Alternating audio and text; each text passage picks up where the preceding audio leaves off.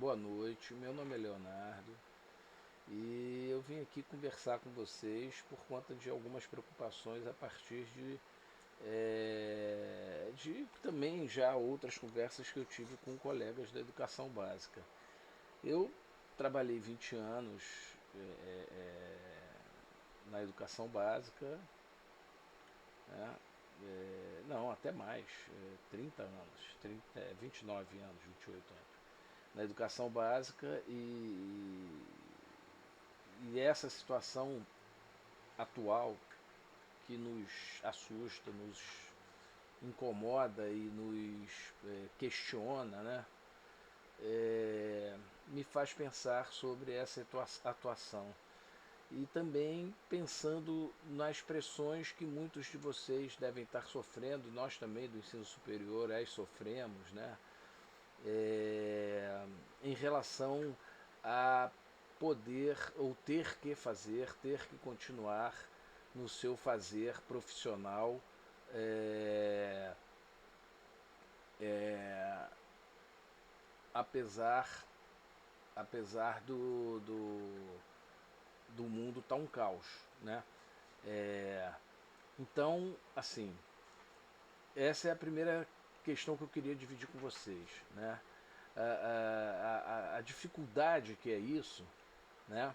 Diante de uma série de dúvidas e conflitos mesmo que existem nessa possibilidade de trabalho remoto, né? Eu vou tomar o cuidado de não utilizar educação à distância porque eu, como profissional da área de educação à distância, onde atuo há 20 anos, desde 2000, eu não considero que nenhuma das propostas que estão em curso na tentativa de manter os alunos em atividades, seja no setor público, seja no setor privado, seja educação à distância. E como professor de curso de educação à distância da esfera pública, eu acho que a decisão que se tomou foi bastante errada, no sentido de forçar a continuidade do processo. Mas essa é outra discussão, não é para esse vídeo aqui no momento. A questão é a seguinte: na iminência de termos que continuar com o nosso fazer, vamos valorizar a escola, né? Vamos valorizar a instituição que trabalha com a formação através do conhecimento como produtora de conhecimento, né? Eu não sei se vocês já refletem sobre isso, mas eu, na minha concepção de trabalho, de docência e de atuação profissional, a instituição escola, assim como a universidade, é produtora de conhecimento, né? E eu não vou classificar esse conhecimento. É produtor e ponto, né? Então, desse ponto de vista, como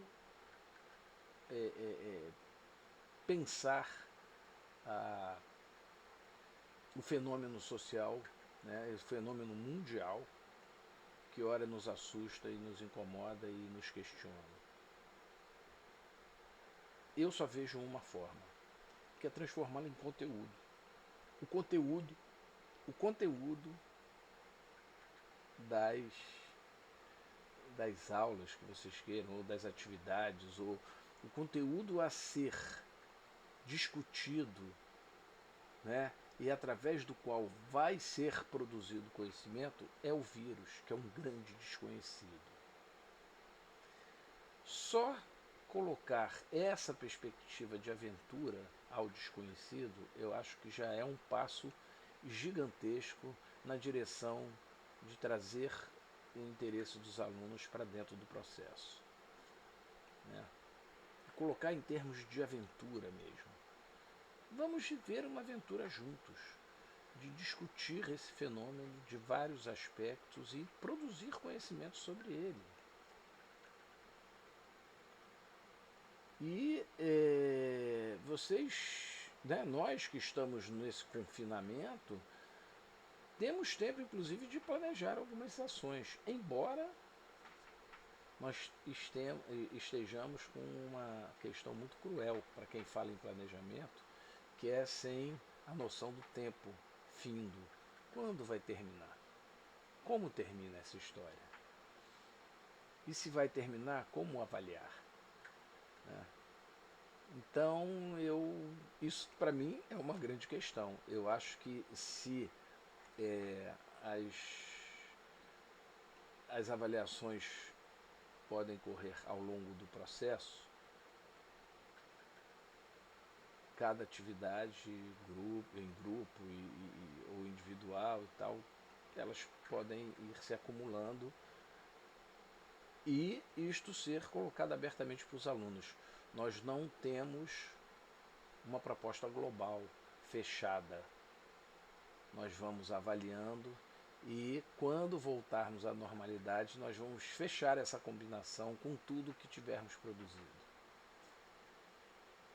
Eu acho que essa é uma proposta que pode trazer um encantamento aos alunos. Ou seja, nós juntos, professores e alunos, vamos produzir um conhecimento e ao final ainda vamos discutir como vamos avaliá-lo. Então essa é a primeira questão, né? Que é uma questão mais do ponto de vista filosófico e pedagógico mais profundo, né?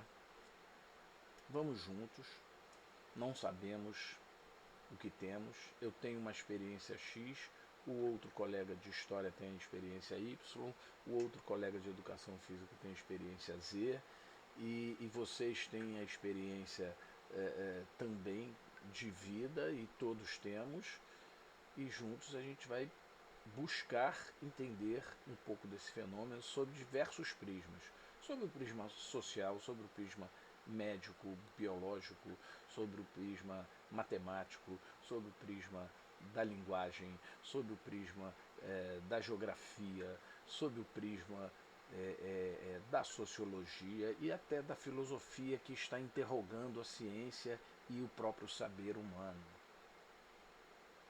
Então,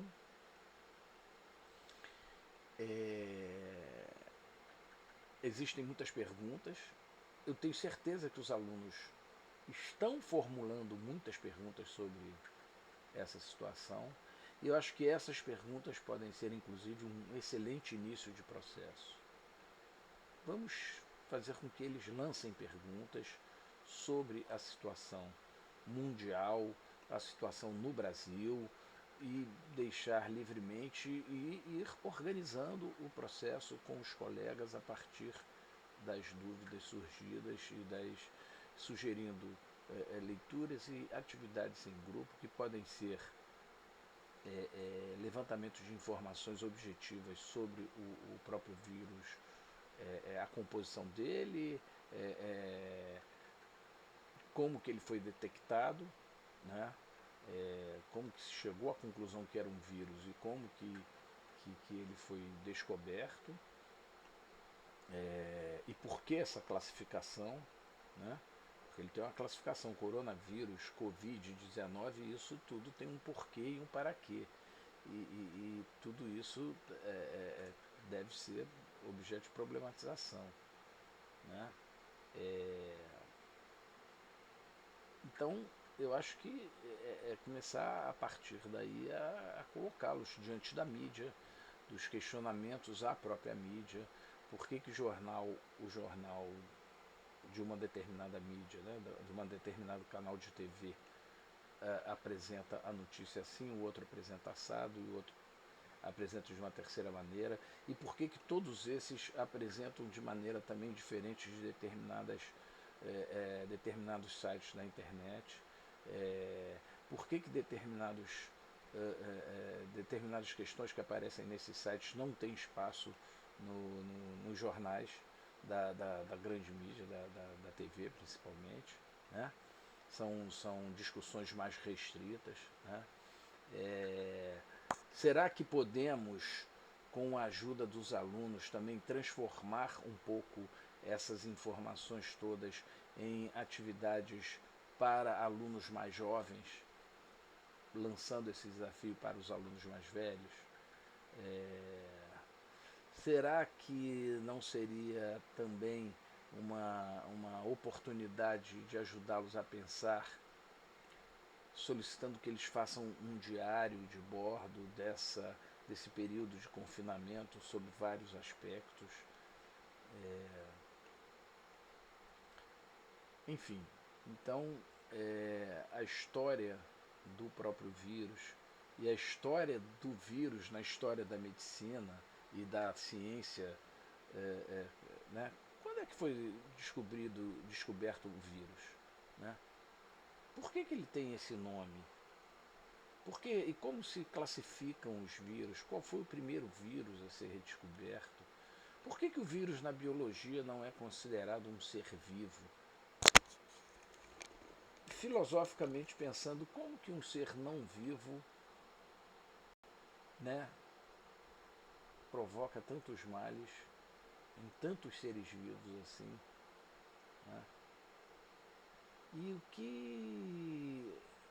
o que podemos pensar dessa fragilidade humana diante de um ser, né, que não é nem um ser, né, tão, tão mais frágil, que é microscópico e pode causar verdadeiros desastres, e que já matou milhares e vai continuar matando durante algum tempo até que se consiga controlar. Né? Então, essas eu acho que são questões fundamentais. Né? A própria investigação meio policial que existe e que tem desdobramentos diplomáticos sérios a respeito do surgimento deste vírus, né?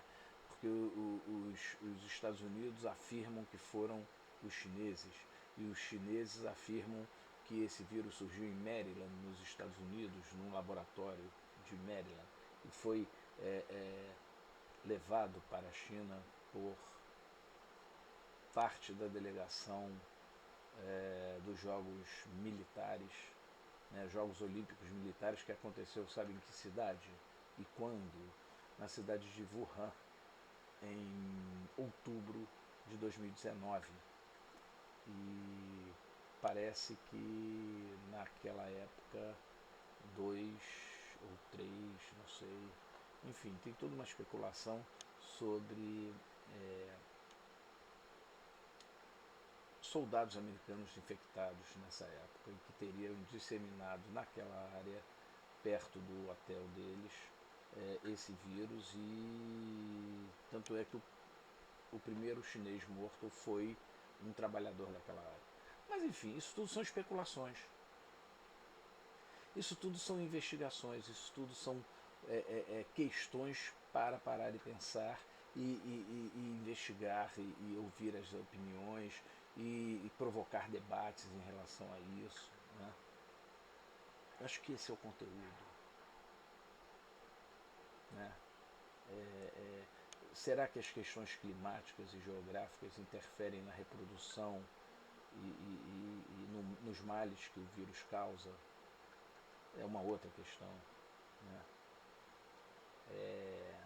Especula-se que pelo fato dos países tropicais terem mais sol e provavelmente a maioria da população que se expõe ao sol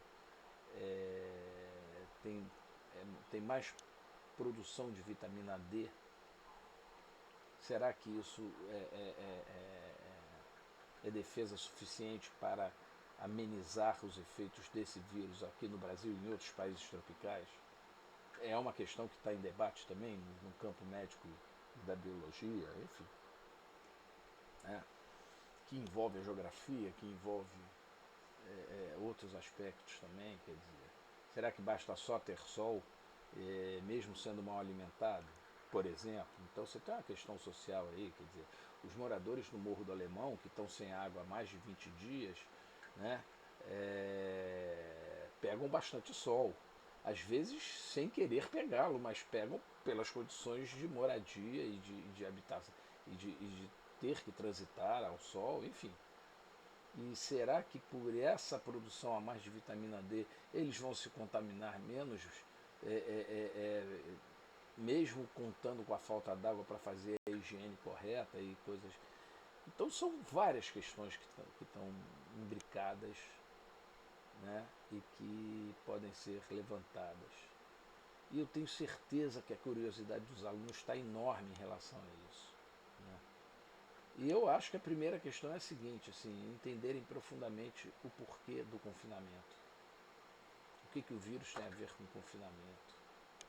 Enfim, o que não falta é assunto para ser explorado, é conteúdo para ser explorado.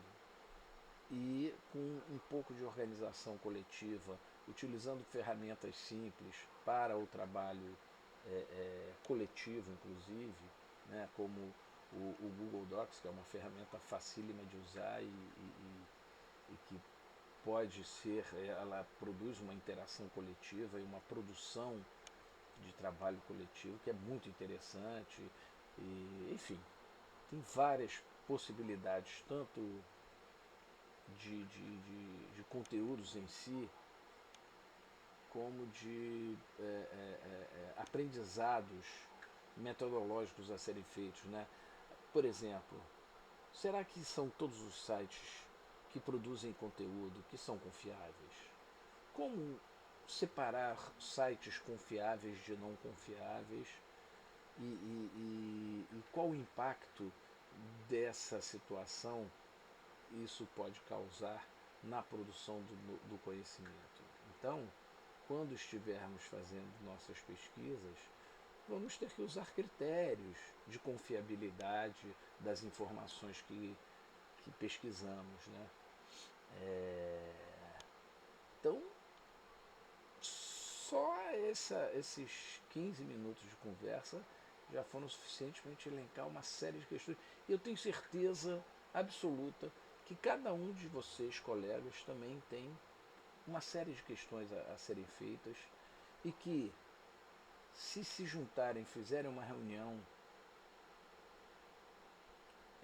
online com os colegas dos colégios onde vocês trabalham, outras questões vão surgir e vocês, com a criatividade e a experiência de vocês, vão conseguir organizar essa coisa de maneira que se torne mais significativo para o aluno e fonte de interesse para que ele trabalhe e partilhe com os colegas e produza com os colegas esse conhecimento e que possa ser disponibilizado em outras situações. Então, é esse o recado. Eu espero ter contribuído e fico à disposição para o debate que eu acho que ele pode estar causando ou vir a causar. Tá bom? Um grande abraço e bom trabalho para vocês.